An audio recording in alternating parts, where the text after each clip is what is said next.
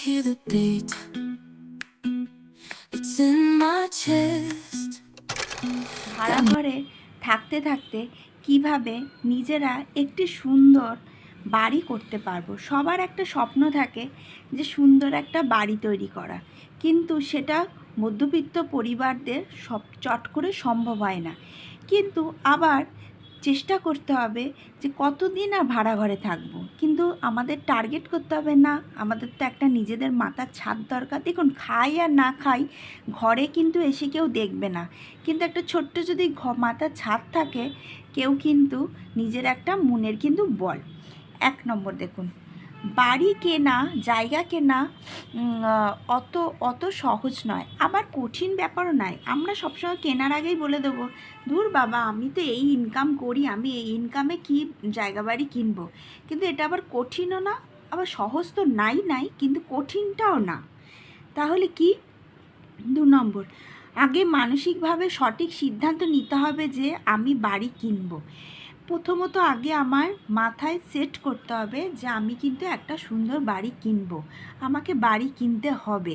সেই কারণের জন্য কিন্তু আমাকে আগে মাথায়, ব্রেনে, বুদ্ধিতে খাটাতে হবে যে আমি আগে কিনে নেব, তারপর আমি কিভাবে কিনবো সেটা পরের কথা। 3 নম্বর দেখুন, আয় বুঝে বাড়ি কিনব। মধ্যবিত্ত পরিবাররা সাধারণত একটু বাজেট লো রেখে বাড়ি কিনবে, এটা কিন্তু সত্যিকারের কথা। দেখুন, আমাদের মধ্যবিত্ত ঘরে আমরা কত টাকা, আমরা তো আর নিশ্চয়ই ধরুন 60 লাখ টাকার ফ্ল্যাট, কি 50 লাখ টাকার ফ্ল্যাট, কি 40 লাখ টাকার ফ্ল্যাট তো আমরা অসম্ভবই। চেষ্টা করতে হবে, অসম্ভব। কিন্তু আমরা যদি ধরুন 12 লাখ টাকা, 16 লাখ টাকা, কি 14 লাখ টাকা ফ্ল্যাট আমরা অনায়াসে কিনতে পারি, চেষ্টা করতে পারি। এটাও কিন্তু টাফ আছে, কিন্তু চেষ্টা করতে পারি। এটাই হচ্ছে সবথেকে বড় কথা, যে আমার আয় বুঝে আমাকে সেই জিনিসটা কিনতে হবে। এবার দেখুন 4 নম্বর, আমি যদি জায়গা কিনি তাহলে এখন জায়গার দাম, এখন এই মুহূর্তে আমি যে জায়গায় থাকি সেই জায়গায় কথা বলছি না, একটু গ্রামের দিকে বা একটু ভেতরের দিকে, একদম কিন্তু প্রপার জায়গা না। প্রপার জায়গা হলে অনেক দাম হবে। একটু ভেতরের দিকে যদি দেখি তাহলে কিন্তু 8 লাখ থেকে 6 লাখ টাকা কাটা চলছে, যদি আমি একটু ভেতরের দিকে দেখি। ঠিক আছে, আর যদি দেখি একদম মেন রাস্তার উপরে, তাহলে 16 লাখ, আচ্ছা 16 লাখ আছে। তারপরে ধরুন 10 লাখ টাকা আছে, যেরকম আমার যেখানে আমার বাড়ি আছে, মানে বাপের বাড়ি, ওখানে 16 লাখ 17 লাখ টাকা কাটা যাচ্ছে। ঠিক আছে, আমরা যেই জায়গাটায় থাকি। কিন্তু এখন আমি যে জায়গায় থাকি, সে জায়গায় যখন আমি ফ্ল্যাট কিনেছিলাম, আমার মিনিমাম 20-র মধ্যে সব কিছু কমপ্লিট হয়ে গেছিলো। ঠিক আছে, তো এইটাই আমি বলি, আমি একদম মেন প্রপার রোডের উপর থাকি, তো আমার 20-র মধ্যে কমপ্লিট হয়েছে। আমি ফ্ল্যাট কিনেছি, আমি জায়গার কথা বলছি, আপনারা ফ্ল্যাটও কিনতে পারেন। তো 8 থেকে 6 লাখ টাকা। এবার কীভাবে কিনবেন সেইটা হচ্ছে মেন জিনিস। আমরা সংসারে আয় কত আছে, খুব জোর হলে 30,000 টাকা মাইনে, খুব জোর হলে 50,000 টাকা মধ্যবিত্ত ঘরের মাইনে, এর বেশি কিন্তু মাইনে না, এর বেশি না।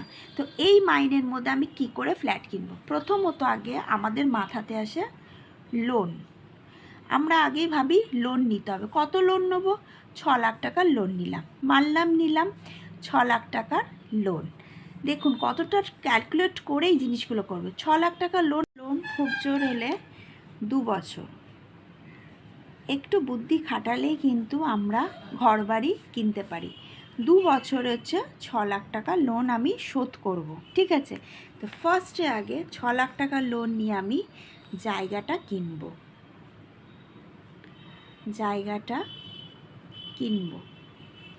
ঠিক আছে, আগে আমার জায়গা কেনাটা কমপ্লিট হলো। আমার কিন্তু প্রসেসিংটা লেট, সময় লাগবে। আমি আজ বলি কালই হবে তা কিন্তু না। ঠিক আছে, তো আগে আমি জায়গা কিনলাম, হলো। আগে ফার্স্টে হচ্ছে আমি জায়গাটা কিনে নিলাম। এবার আমি ভাড়া ঘরে আছি, আমি মানছি আমি ভাড়া ঘরে আছি।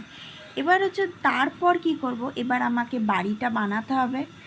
যখন আমি বাড়িটা বানাবো তখন কি করব, আবার আমি 2 বছর যে লোনটা আমার শোধ হয়ে গেল, আবার আমি একটা লোন তুলব। আবার আমি একটা লোন তুলে মিনিমাম আমি ভাবলাম একটা বাড়ি বানাতে প্রায় 10 লাখ টাকা লাগে খরচা করতে, মানে মোটর, ইলেকট্রিক, লাইট পত্র সব শুধু নিয়ে 10 লাখ টাকা খরচা লাগে।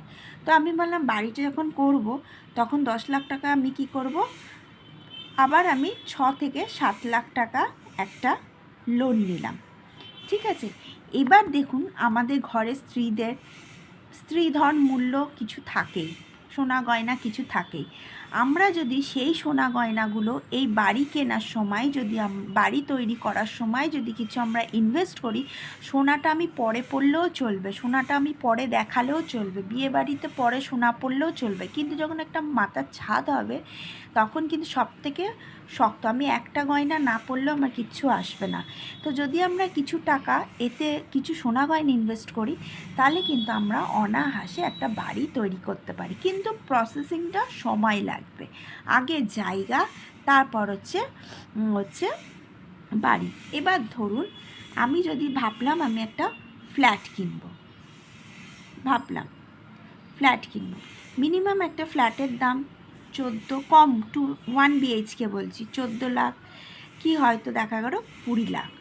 ঠিক আছে, এবার আমি লোন তুললাম, আমি 30,000 টাকা, 35,000 টাকা, 50,000 টাকা আমি স্যালারি পাচ্ছি, মাইনে পাচ্ছি, আমাকে লোন দিয়ে দিল, হয়তো আমাকে দেখা গেল 10 লাখ টাকা, কি হয়তো দেখা গেল 16 লাখ কি 15 লাখ টাকা একটা লোন দিল। লোনে আমার কাটবে হয়তো দেখা গেল প্রতি মাসে 10,000 টাকা। ঠিক আছে, আমার 50,000 টাকা মাইনে, আমার 10,000 টাকা লোন যাচ্ছে, আমি 40,000 টাকা অনায়াসে সংসার চালাতে পারবো।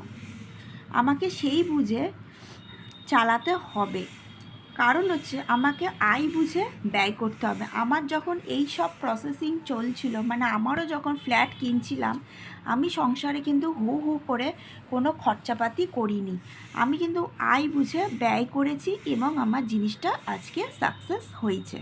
ঠিক আছে, তো আমাকে এই বুঝে চলতে হবে। যদি মাসে 25,000 টাকা লোন দিতে হয় মাসে 25,000 টাকা, তাহলে আমাকে 25,000 টাকার মধ্যে সংসার চালাতে হবে। ঠিক আছে, সংসার চালাতে হবে। তো এইভাবে কিন্তু আমাকে প্রসেসিংগুলো করতে হবে, আগে জায়গা, তারপর বাড়ি, আর যদি ফ্ল্যাট কিনি একটু একটু করে ব্যাংকের টাকা ব্যাংকেই থাকবে, সেখান থেকে যদি কিছু বার করা যায় সংসার চালিয়ে সেগুলো দিয়ে বাড়ি মেনটেনেন্স করা হলো, বাড়ির ছোট ছোট জানলা, কপাট যেগুলো লাগে সেগুলো বসাতে পারলাম। মেন জিনিসটা যেটা জায়গা কেনা, ফ্ল্যাট কেনা, সেটা কিন্তু আমাদের লোন নিয়েই করতে হবে। আর যদি কোনো বাবা মারা, আমি এর আগের ভিডিওতেও বলেছি, যদি কোনো বাবা মারা কিছু বাচ্চাদের জন্য, সন্তানের জন্য সাহায্য করে তো সেটা করতে পারে, যেরকম আমার বাবাও কিছু হয়তো সাহায্য করেছে, যেহেতু আমি সন্তান, সাহায্য করেছে। তো এই হলো ভিডিওর মূল উদ্দেশ্য।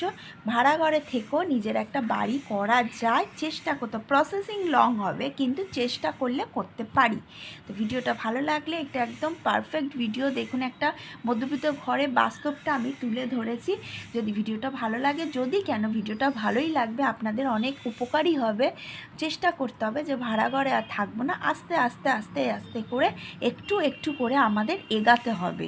হ্যাঁ, কেন সময় যাচ্ছে, দিন যাচ্ছে, সবসময় আমাদের কিন্তু এগাতে হবে। ভিডিওটা ভালো লাগলে লাইক, শেয়ার, সাবস্ক্রাইব অবশ্যই করবেন, আর আমার পাশে থাকবেন, অনেক অনেক ভিডিও দেখবেন, আমাকে সাপোর্ট করবেন, আর প্লিজ আমাকে সাপোর্ট করবেন।